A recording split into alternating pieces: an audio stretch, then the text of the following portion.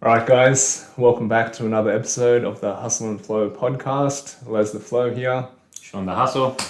All right, let's have a chat, mate. Let's. What's real? What's been happening for you, bro? Lots been happening, man. Had a lot on just things happening that just got me thinking a lot about how I approach things. And I guess one of the things that's been coming up for me, and I was a feeling rather that I was able to put a word to because of a post I saw, and it's the Animus. Yeah. Okay. So you heard of the Animus? Yeah. Did I share it with you? I think I saw it. Yeah. I saw it. But It was a Tom Billy post. yeah, explain it to everyone. So essentially, Animus, or your Animus, is the rage you feel in your belly about some shit that you feel is wrong and right, and what you're going to do about it. Or it's the Animus isn't what you're going to do about it. It's like that's that feeling. It's that thing. And yeah, there's just been some things, I guess, that some experiences I've had, nothing like major or anything, that has stoked that rage within me because it's shit that I think is wrong. And then I'm like, well, what am I going to do about it? And it's interesting because there's a million ways you can do anything. I'm thinking about what the best way is to handle things like that put that rage in us, right? Or that, I guess, stoke that fire of rage in our belly. And it's something I've been thinking about, you know, like how far do you go? How much energy do you give it? Am I pouring fuel on the fire? And what's doing that? So the Animus has been something I've been thinking about. Yeah, interesting. I mean, I think the concept in itself is something that's very interesting, and it's an old,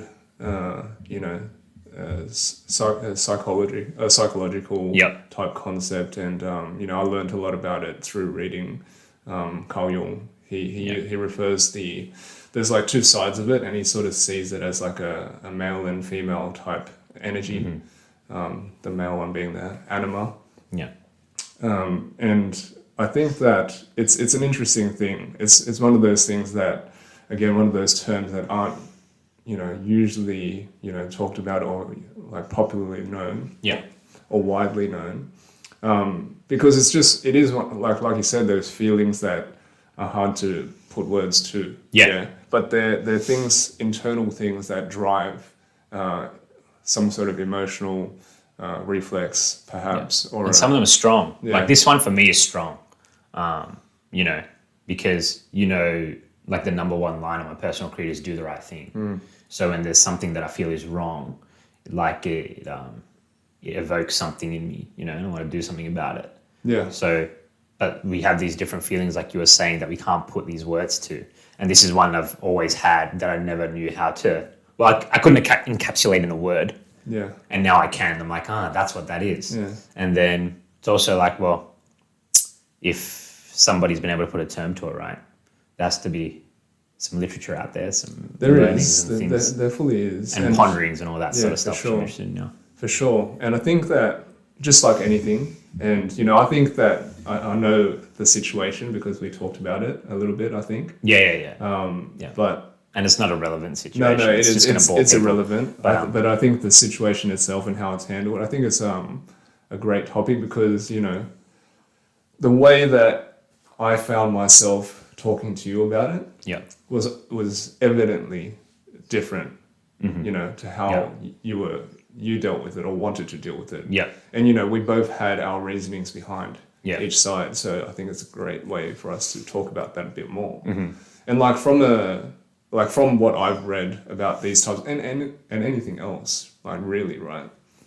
At the end of the day, I think that these things simply act because in the same breath, Carl Jung also says that, anything that upsets you outside is a reflection of something within you.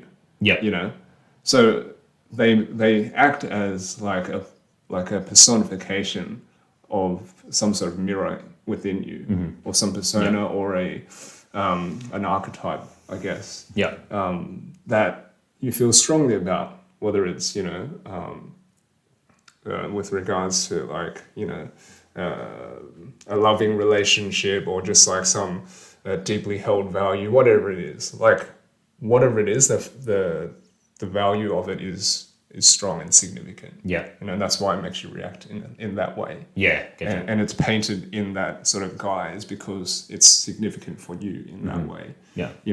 So that's like sort of the way that I see it, and that's how I sort of address those types of things. Yeah.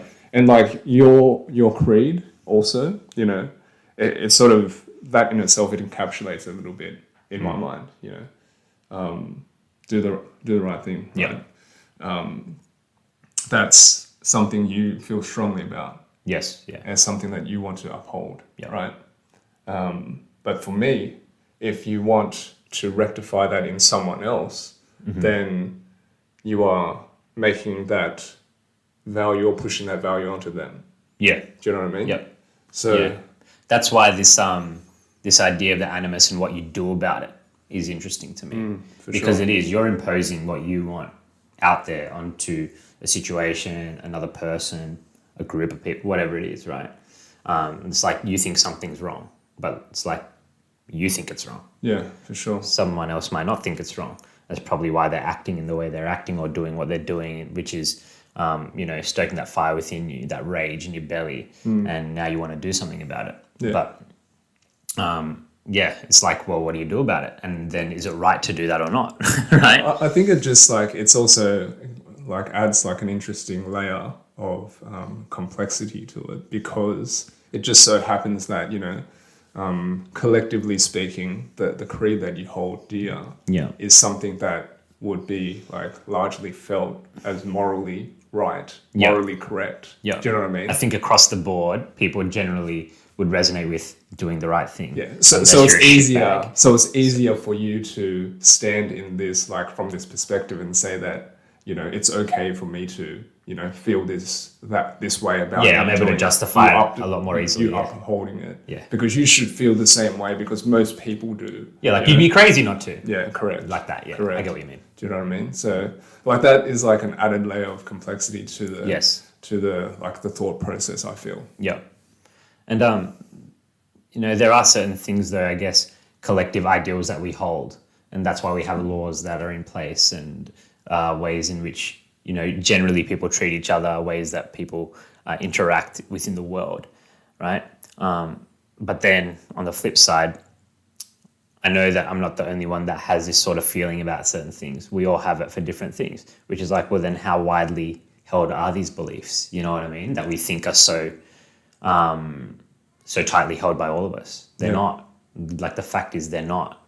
And that's why, it's been internal dialogue and conflict that I've had, which is, well, that's the way I think, but how many other people actually think like that? And if that's the case, well, is it right or wrong for me to push forward on this and do something about it the way I want to or not, So, it's interesting. It's just it's making me question a lot about how I deal with things, and how I let my emotion drive my behavior. Yeah. Because, I want to be the type of person where my thoughts override my feelings in a productive way. However anyone thinks about that, that's cool. Some people want to lean right into their emotions. Other people want to be really intellectual about things. I like a blend of both. But I know that for me, I've made the best decisions for how I felt about things turning out in a good way when I've had a measured approach and been able to override some of my feelings with my thoughts, right? So I'm well, what are my thoughts about this thing or that thing, and are they the right way for me to be thinking about this situation? Yep.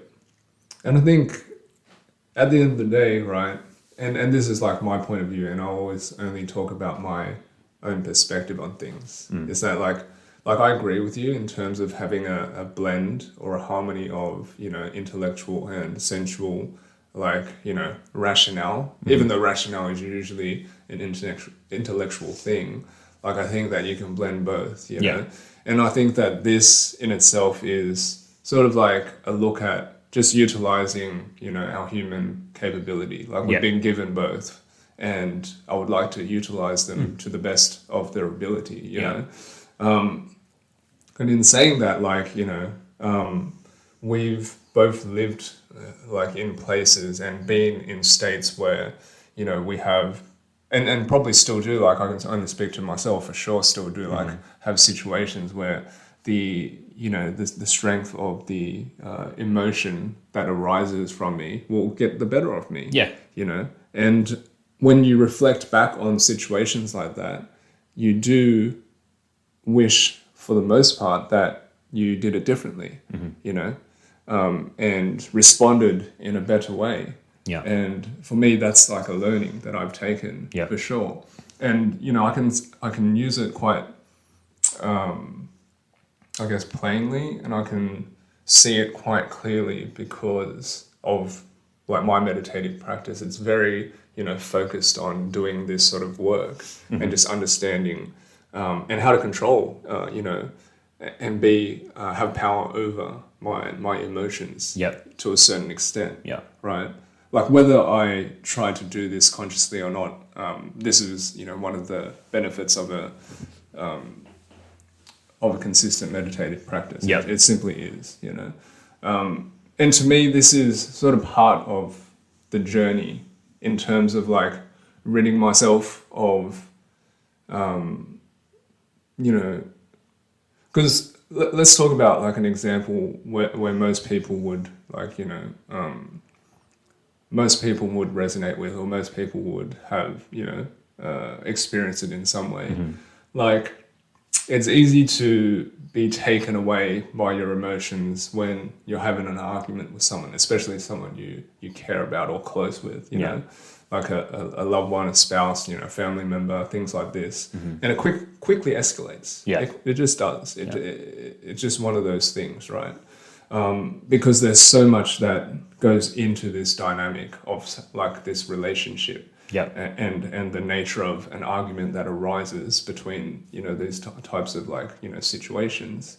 But I think that when two people who love each other, you know, engage in a heated argument, they don't want like, they don't wish ill will upon like either party. Right? Like it's not the guiding intention. It never is. Do you know what I mean? At the end of the day, like if you think about this situation for yourself, if you've like had any of these, like a bust up with you know, your partner or anything like this, like when the, you know, the dust settles, you just want to get back to, you know, the loving relationship that you had with a better understanding of why you did have an argument. Right?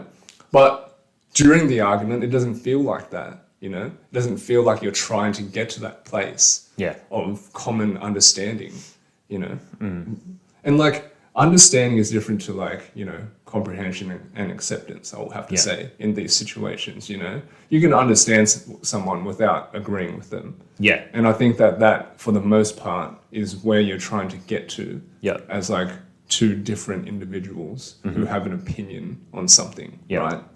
And I think that, like, if you think about, like, in the heat of that argument, the thoughts that arise in your mind, they are easily swayed and they easily go to that place of, you know, almost ill will, like, because of the situation itself, because of the how you feel about the opinion, and because like the misinterpretation from the other side, and then the back and forth.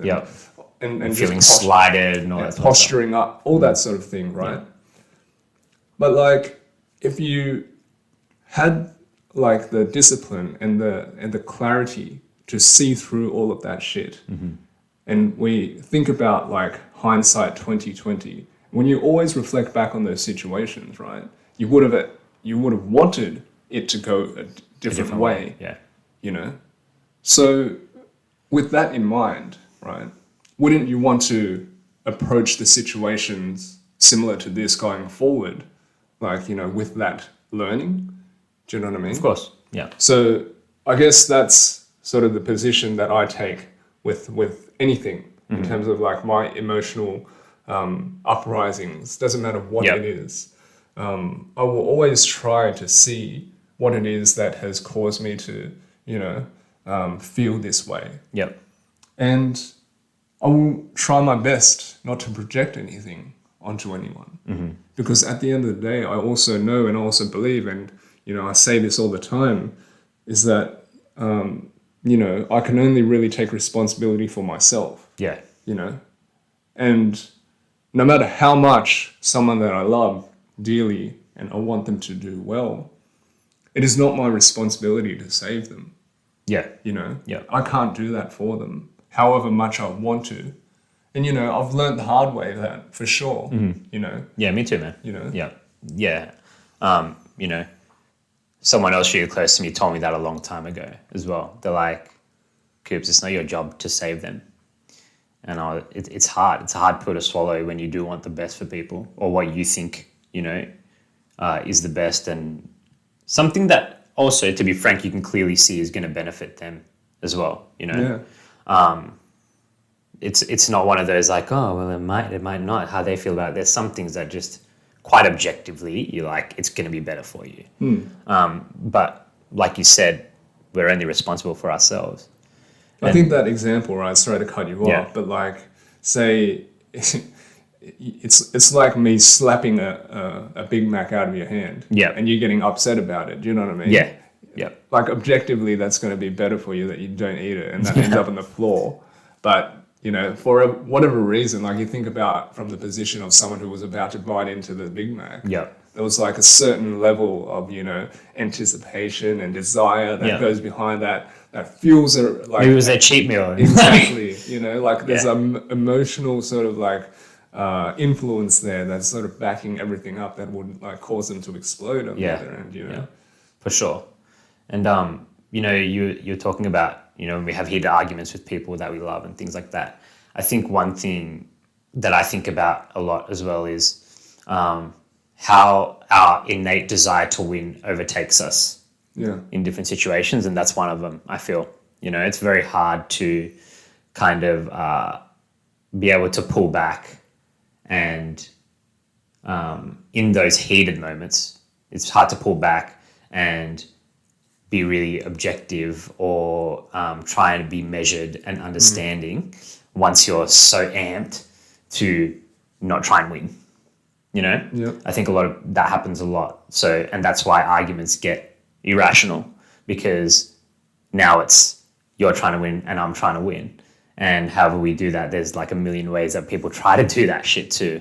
And I bring that up as well because coming back to like the animus, right? And things that make us feel a certain way. I'm like, how much of dealing with that situation for me is just trying to win, right? Because one thing that I, try to do in my life or ascribe to is not care who's right, but what is right. Yeah. You know what I mean? So like, if we're having an argument and then I realize that I'm being a dickhead and right, I'm probably just trying to win, but you're right. I'll try and, bring myself back down to the reality of it and be like, yep, you know what, you're right. That's the sort of person I want to be, and that's how I want to live, because it doesn't fucking matter like who wins at the end of the day for what I believe is, good for just life. But I think it's hard to separate that when you're in the moment and observe yourself in those moments. You know what I mean? Yeah, for sure. 100%. And so I also wonder, like how much of that goes into when you want to right or wrong, which is what this whole animus thing is about, right? It's like something that has enraged you and you want to do something about it. Where it's like, why do you want to do that thing? Like, why do you want to handle it? Yeah. Is it because it actually needs to be handled, or is it because you want to win?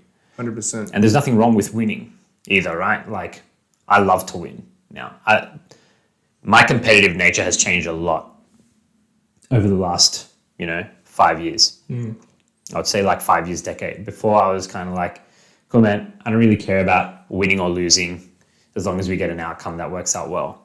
Whereas I've really embraced now the benefits of winning in one's life and how having an attitude of winning can work well for you. And also competitive nature and competitive spirit,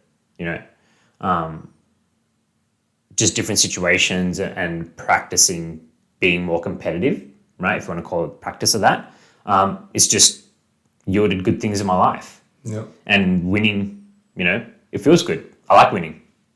And I don't think very many people like losing. There's always this debate of like, do you love winning or hate losing? And I think there's both, right? People have different varying levels of them, but winning's important, I think, because when you care about winning, you fight for things that are important to you. Yeah. And if you don't, you're kind of like in this wishy-washy Netherlands sometimes where you're not really going one way or another. And then you're kind of walking this meaningless path, it feels to me, right? Yeah. But then there's also times where you need to concede. That's important. Yeah. Like that situation when you're arguing, right? If you're just arguing to win, like that's fucking dumb. And so these are the sort of things that are swirling around my mind now. I'm like, well, what is it? Do you actually care this much about it? And is it right or not? Right to who? Right to you? Right to me? Do you just want to win? Like, do you want to overcome this? Or do you want to right this wrong? Do you want to, quash this injustice? Like, because in the scheme of the world, it probably doesn't fucking matter that much, a lot of these situations. You know what I mean? Yeah. Or if you took some time, like 3 months down the track, you'd probably be like, that was fucking stupid. Why did I give it so much attention? Yeah. And I'm like, well, so I want to assess now, are these things worth putting effort to? Or are you just trying to win? And if you're just trying to win, is that win worth it? Like, what's it going to do for you? Yeah. So let me ask you this, and this is going down a very interesting path, this conversation. But let me ask you this: of like, your understanding of who I am, right? Would you consider me someone who is a competitive person that likes to win? At the core of it, yes. Yeah, I would. I've seen you yell at a TV, man, during sports, and that's different. I think that's different. I'm talking about like the way that I approach my life, And yes, that was a past life for sure. So yeah, I still think you're competitive and like to win, but I think. And how does it differ from your perspective of what competition and winning is, because it clearly is different. It's very different, yeah. So I would say that you are more about competing with the self. You're more about competing with like a past version of something to improve it. I don't think you're correct me if I'm wrong. I don't think you're worried about like quote unquote beating other people. I think you just want to win for however that makes you feel.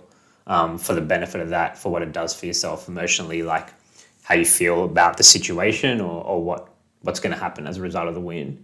That's what I think. Yeah. Whereas for me, I feel like I've shifted from that more to wanting to beat other people, beat a situation.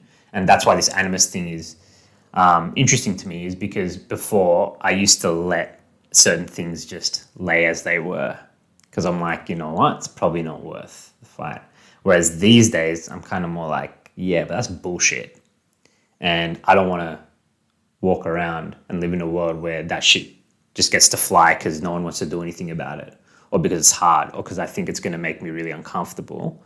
And I've gone from kind of being like afraid to step on someone's toes to I'll step on your throat if it's required.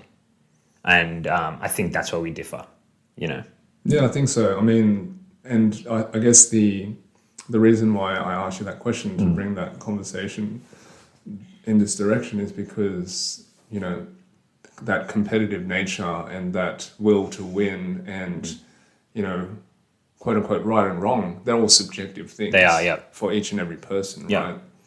So in my mind, yes, I think that you're right for the most part in terms of how I approach things. I'm competitive with myself. Yes. Yeah. In terms of like this notion of winning, I'm very indifferent to it now. Yeah. Like many years ago, it was different, but right now, like winning and losing don't really. It's not really a thing. In my mind. right at this point in time. And why I say that is because, like, I think that at the end of the day, if you go about like life that way, and it's okay if you do, like, no worries, it's just how you want to be, right? There are a lot of external factors that you have to contend with, and when you contend with other people and people who, I guess, object to the way that you are and the way that you think, then those become points of contention for yourself in the way that you want to, navigate and, quote unquote, win or lose or beat them. And what they do matters, and that becomes a factor in I guess, the way that you operate. And it becomes something that you must consider, Whereas I try my best to not allow anyone's actions influence anything in the way that I see, like whether I win or not, That's my goal. That's how I see it, What is right and what is a win will be determined solely by me. And I agree with. And I think that you see it the same way, right? Yeah, I do. You do see it that way, because I think that I'm not saying that you don't, but then there's that extra layer that is outside of your control that somehow needs to be, to some degree. Yeah. Do you know what I mean? For sure. No, I understand what you're saying, and I agree completely. Yeah. There is, and that's where I want to try and understand that dynamic more, like for myself and within myself. Because,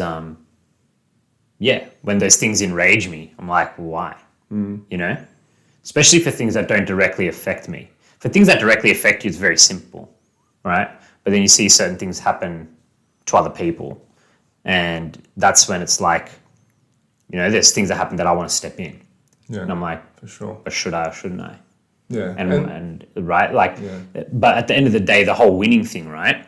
And winning externally as well, for me, is because of what that experience of winning does for me. Like winning in anything for me is an accomplishment, and it builds my confidence in my ability. And I want to build my self-confidence that way. That's how I do it, right? Like small wins, keeping promises to myself, that's a win to me.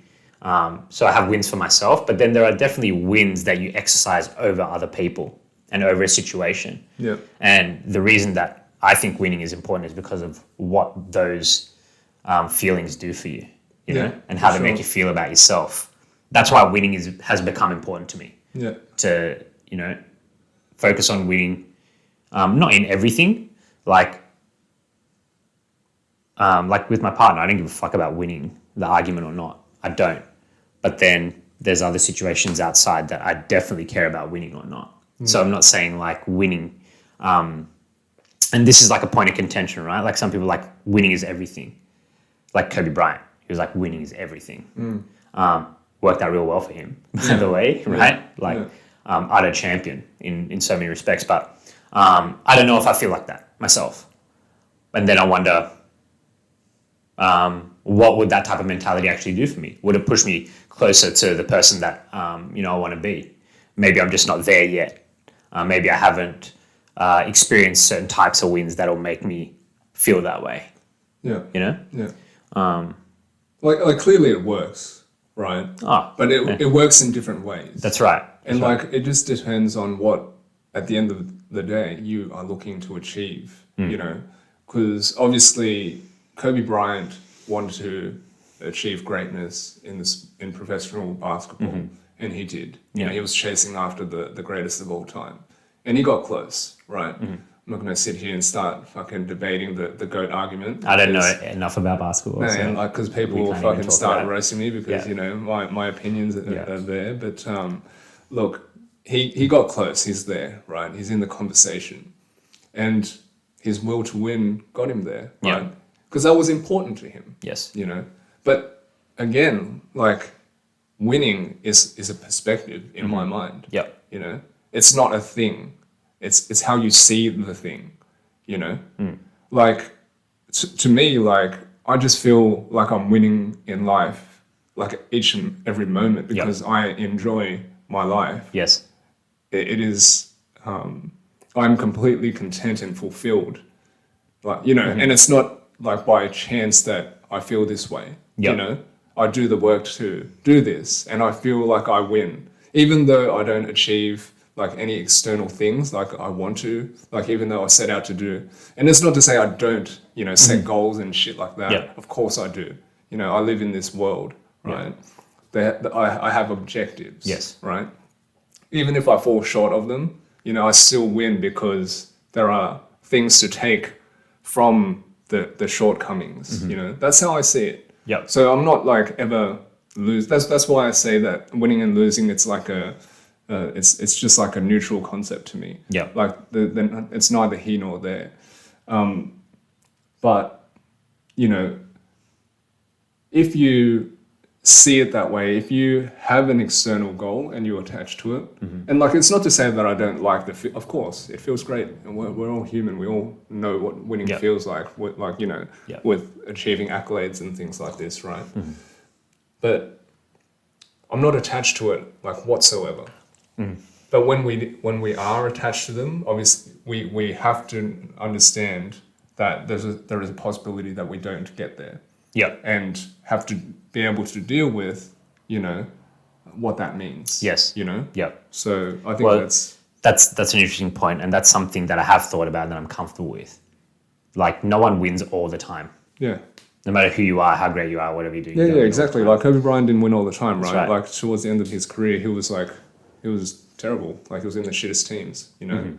And I think that for the most part, a lot of people who want to think in that way and attach themselves to winning, they don't think about the other end, and they aren't able to properly deal with what it means to not win. Yeah. Do you know what I mean? Well, like, to me, winning isn't just for the sake of winning. Like I said, winning is important because of how it makes you feel. Yeah. And then based on how you feel is how you're going to act going forward, right? The thoughts and the feelings that you have dictate your decisions. So, and how you assess things and how you move forward. So that's why it's important. And that's why also, like, it's not always important to win every single thing in every situation. That's not what I'm saying either. Yeah. You know what I mean? But like you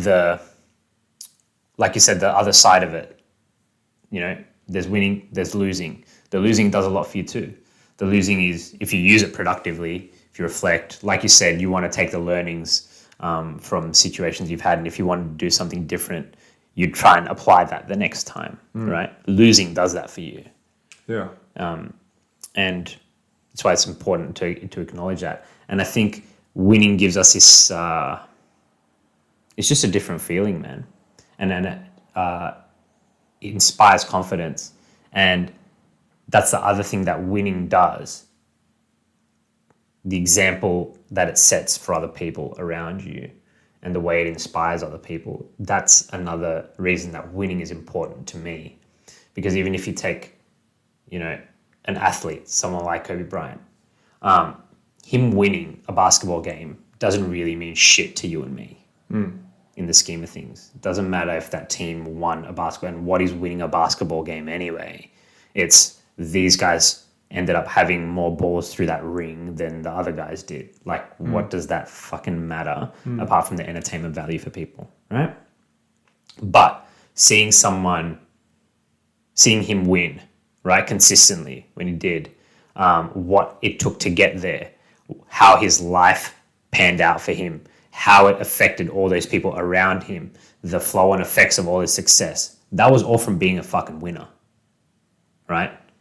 And that's why winning is also important to me. It's because of how winning inspires people. Yeah. Yeah, for sure. And I was going to talk about inspiration if we didn't come down the path. But it's true. Like his winning mentality, or his mentality in general, in terms of how he approached his life, became the way that he acted, and then is now like an inspiration to many. Yep. But it is not the only way to inspire people as well. Do you know what I mean?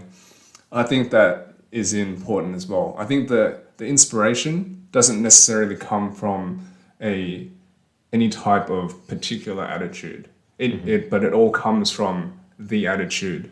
Yeah. You know, as a whole. Yeah. You know, your attitude towards life is what will be the difference between whether you inspire people or not. And this is why the animus is also important to me, right? And something that I think about. Sorry to cut you off, but No. it's when people have things that they fight for, that is inspiring, and that's the sort of world that I want to live in, right? I don't want to live in a world where no one cares about shit and doesn't care about other people and don't care about what's going on around them. It's just not a world I want to live in. Yeah. Simple as that. Yeah. And that's why, when people have a burning desire for things, people are inspired by it. And then it inspires them to do things in their life as well. And that's important. I think that's important. But inspiration, for the most part, Ryan, it's indirect. Do you know what I mean? It's not necessarily something that you need to push. Like, inspiration is not like, no, it's definitely not. Force-fed. No. Do you know what I mean? No, it's not. So that is a big part of the, like, for me, what the whole picture is, in terms of inspiration. Yeah. Inspiration, yes, for sure. Like, it's... And I think that it's glorified in a certain way now. That perhaps that, like, I don't necessarily align with that, like, way of inspiring people. I don't know. Like, I don't call it inspiration. I just want to be a role model to people, and not necessarily, again, from an external standpoint. Like, I equate those things to just simply acting with integrity. Right, at the end of the day. Yeah. Like, whatever I believe, I will do, And it is not for any, like, sake other than that, like, to uphold that belief. And if people, see that as an inspiration and as a role model or an act of role modeling, then that's my job done. Yeah. But if I don't, if that doesn't happen, then, so be it, But I have done everything in my power to do that, and I'm comfortable with that. Yeah. Like, it all stems from a place of integrity. Like, I don't act because I want to inspire. Do you know what I mean? That's not the end goal. Yeah. It is simply to uphold my values, which for the most part, I feel that can be an inspiring thing for people. Yeah. Because it's difficult to even do that. Yeah. I think what you're explaining is kind of how I feel about it, just put in a different way. You know what I mean?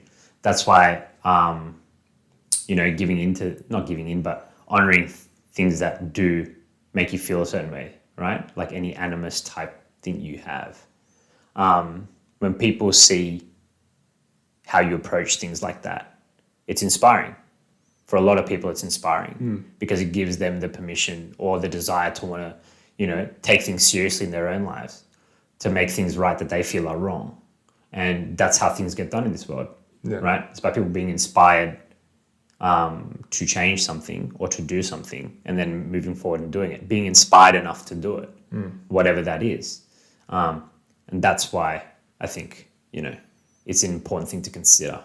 It is an important thing to consider. Yeah. And, like these like feelings, whether they're as strong as something that you can describe as an animus or not, if they're like, a very like subtle feeling, like 100%, they're things that, warrant our attention and our respect and honor to simply be curious at the very least. Yeah. But like, we're talking about then what next? What next? And like, I think I posted this, like, something similar to this effect in that on socials recently. And it was like simply just saying, whenever you feel like slighted in any way, it's not really coming from any place but like your ego. Yes. Do you know what I mean? Yeah. And what do I mean by that? Like, I think that there's like an image or an identity that we build in our own minds about who we are. Yeah. And that may not actually be who we are. so there's always a question that I pose to people if, like, you know, you feel slighted in a certain way. Like, you know, if you take away all these, like, things that you identify with, are you going to simply disappear? Or are you still going to be here? Just not identifying with those things. Yeah. Right? Like, so for me, that's always like a point of inquiry as to why do I feel slighted about it, and why I feel so strongly to want to do something about it. Yeah. You know, for me, again, each person's, you know, each person is responsible for their own shit at the end of the day. I will always see it that way. It's not to say that I don't care about what's going on outside in the world. Yeah. Like, I will always do things that are, you know, I also firmly believe in, you know, the creed that you pose, and that we have to do the right thing. And I will always do that, you know, but that is not my responsibility to rectify someone else's situation because I feel it is correct, you know, from my subjective point of view.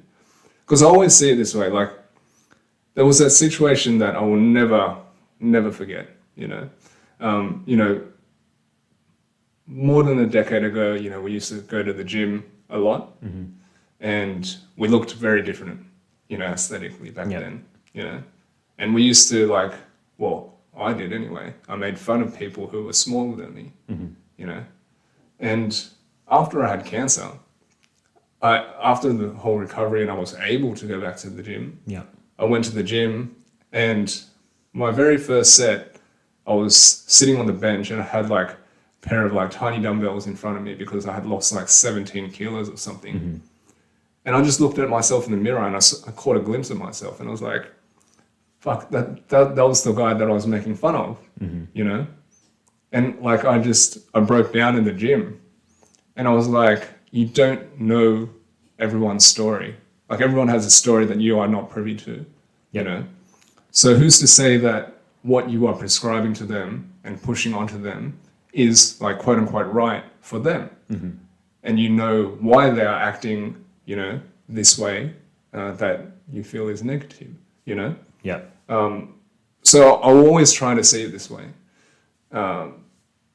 And at the end of the day, like, I think that there are a lot of people who, you know, are portrayed in like a negative light, like in the world, especially in the news and things like this. And they're labeled certain ways, like they're bad, they're evil, all this sort of thing.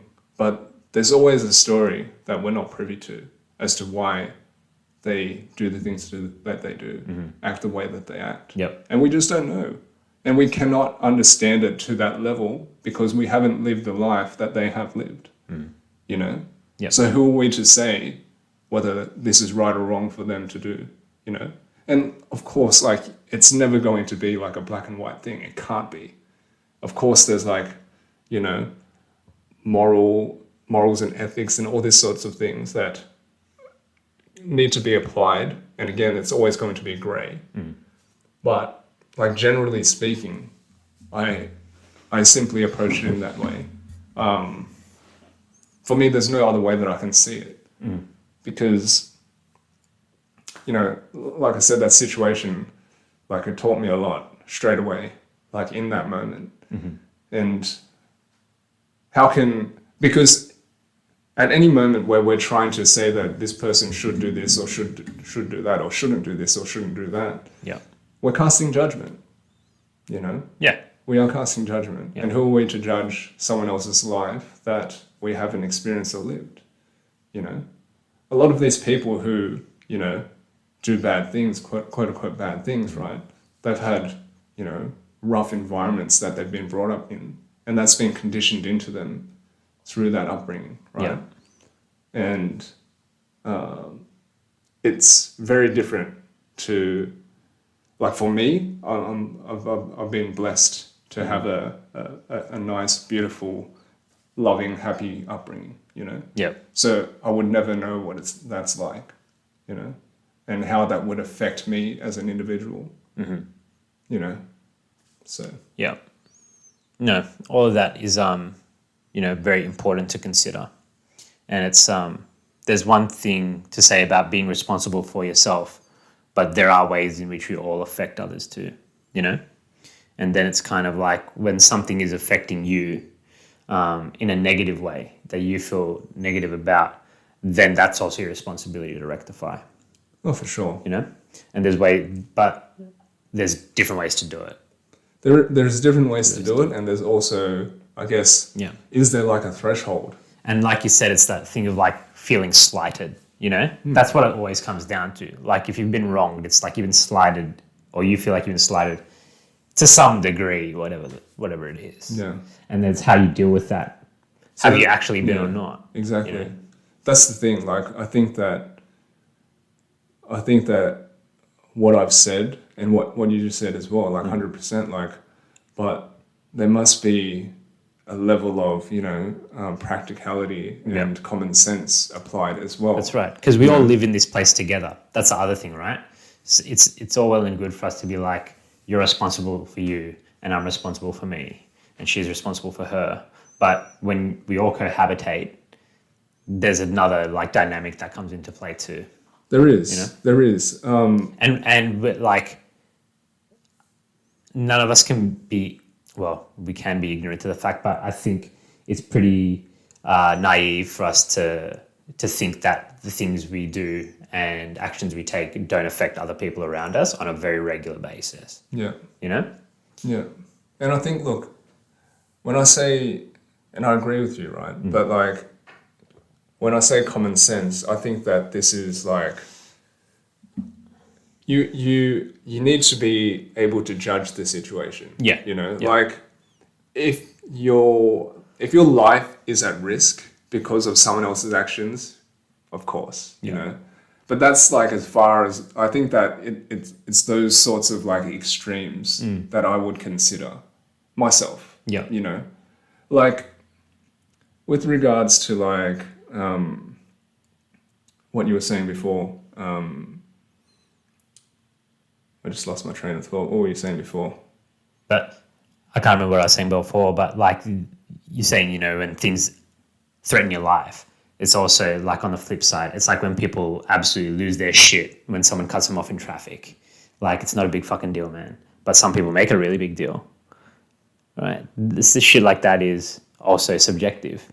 And it's you feeling slighted. And it's like there's different situations that require different levels of intensity and different levels of attention, different level of action. That's the other thing. And that's why I think about it as well, which is like, for someone like me who now winning is very important, I'm like, well, how is this translating into everything you do? And is that actually working out well for you or not?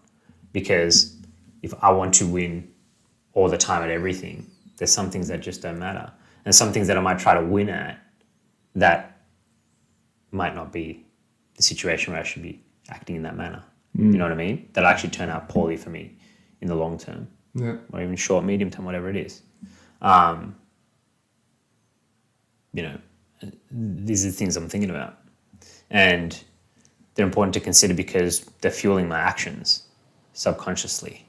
Yeah, but and again, like the energy you give them also influences how you move forward in life as well. Yeah, that's right. Do you know what I mean? Yeah. So like even in examples like that road rage thing, right? We talk about this like a lot. Yeah. Like you give away your power to that person because they're fucking gone.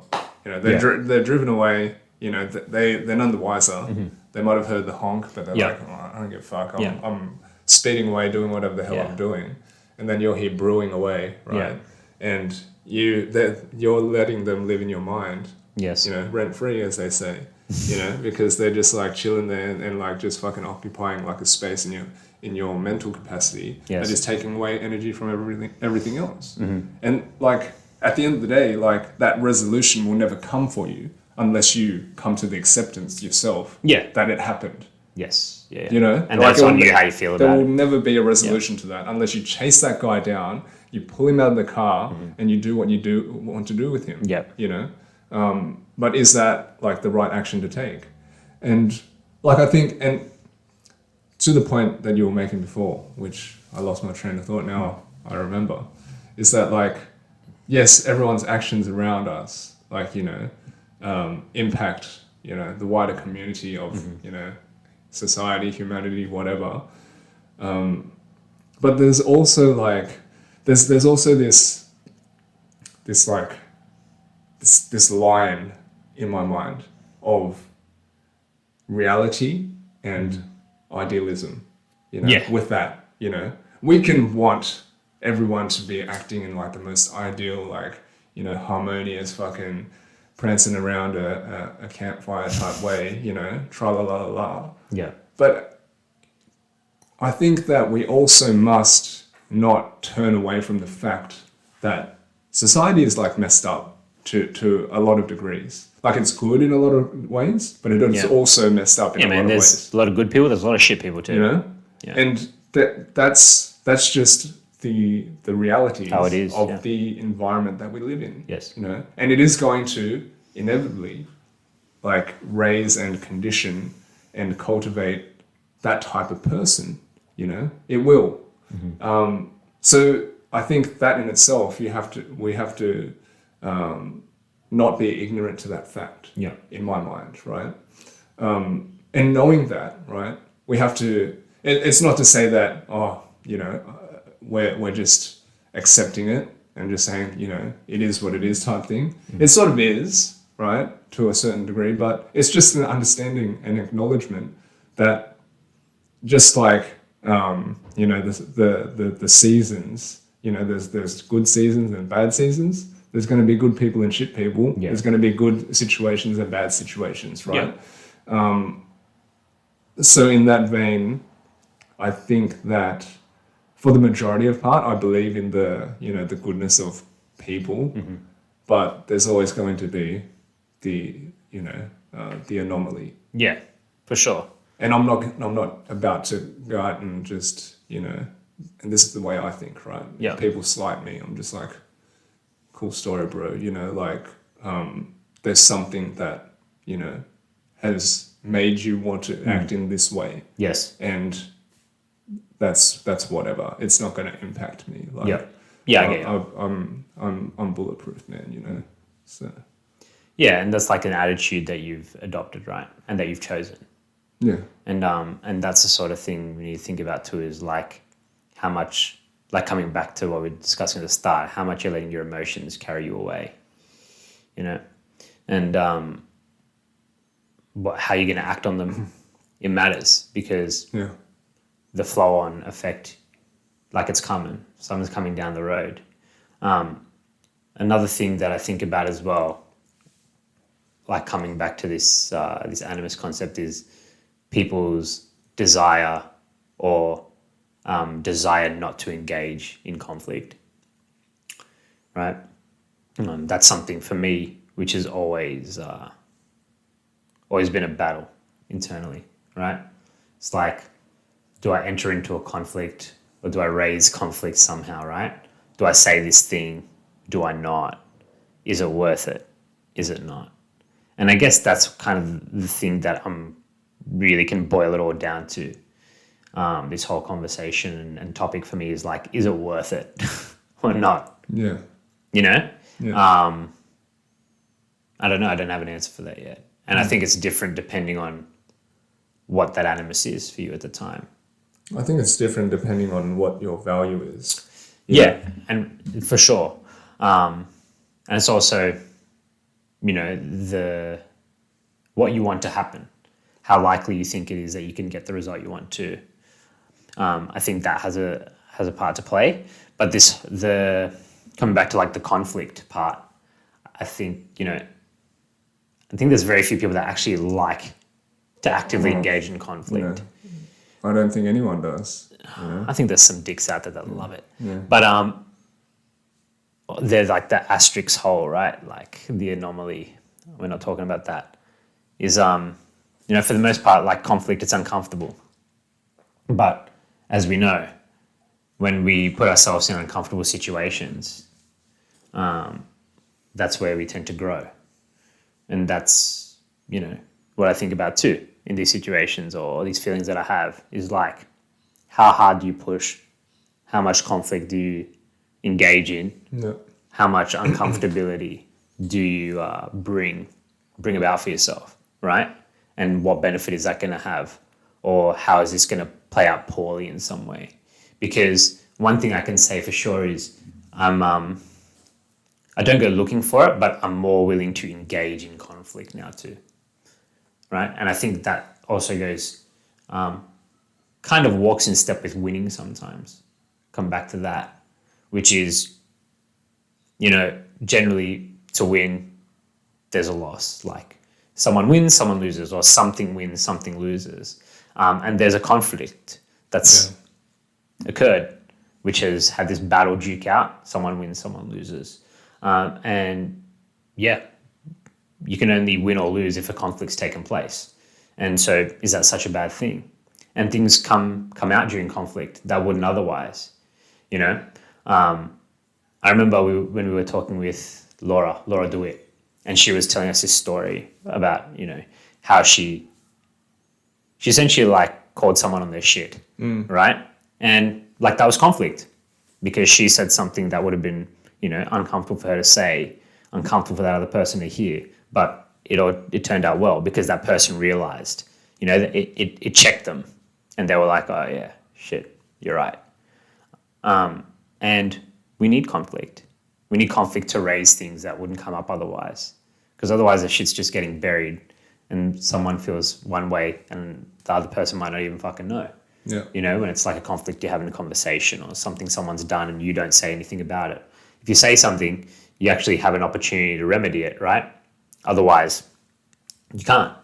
And in that situation, like just engaging in the conflict is like a win because you put yourself in that uncomfortable situation to see what happens. And I think, a lot of times we're trying to avoid conflict and we're robbing ourselves of these opportunities to grow and to make better outcomes come about. I definitely agree with that.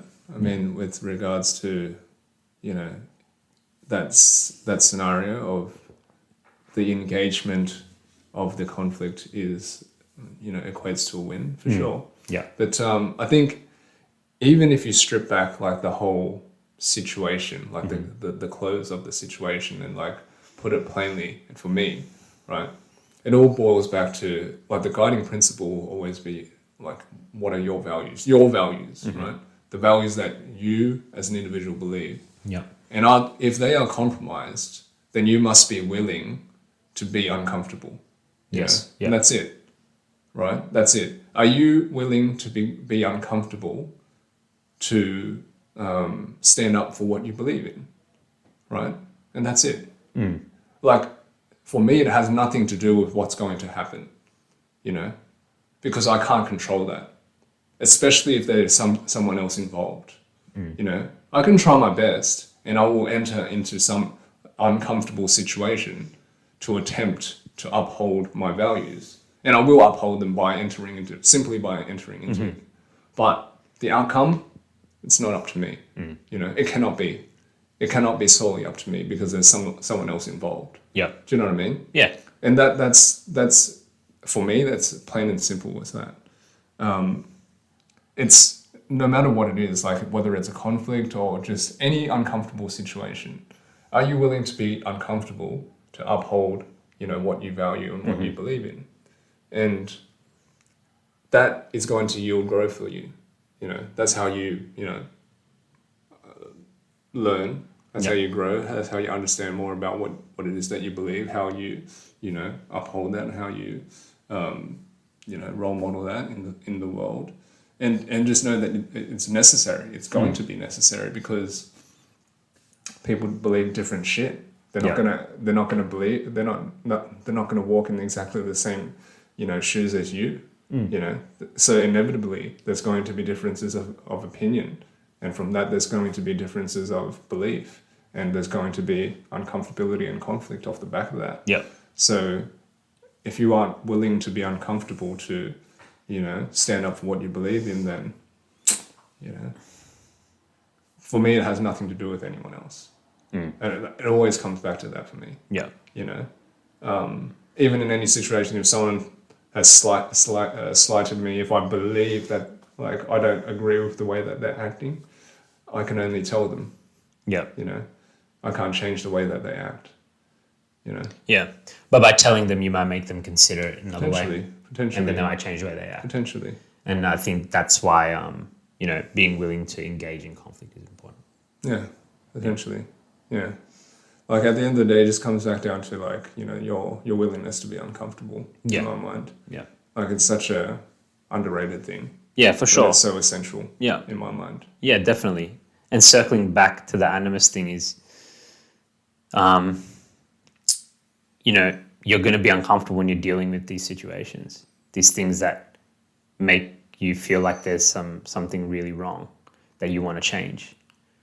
It's going to be hard. Yeah, because it's going to be hard. It's going to be uncomfortable. Yeah, because what they are essentially is a indication for you to like inquire and to challenge your and it might not be system. That's the thing. That's a good point. It might not be doing something externally to get the result you want. Yeah. It might be questioning yourself and how you think about this thing. And that's uncomfortable. Yeah. That is uncomfortable. Yeah. Because you're basically challenging who you believe you are. Yes. Yeah. Or a part of who you are. Or a part of who you believe you are. Yeah. That's super hard for people to do. And that is super uncomfortable. Yeah. Because you have to accept that you were wrong for a long time. Yeah. Like as well, if you change your mind about it. Like to put in context, like something like very trivial and silly, but like, if you were like a diehard, I don't know, like Liverpool supporter, imagine you had to challenge that and become like a Man United supporter or something, like they hate each other, that like there's like real random rivalry there, for what sorry, not random, I just don't understand it like fully enough. What I mean by random is that it's like this hatred between these two like faculties for whatever reason, like, but they're just humans in their football club, whatever.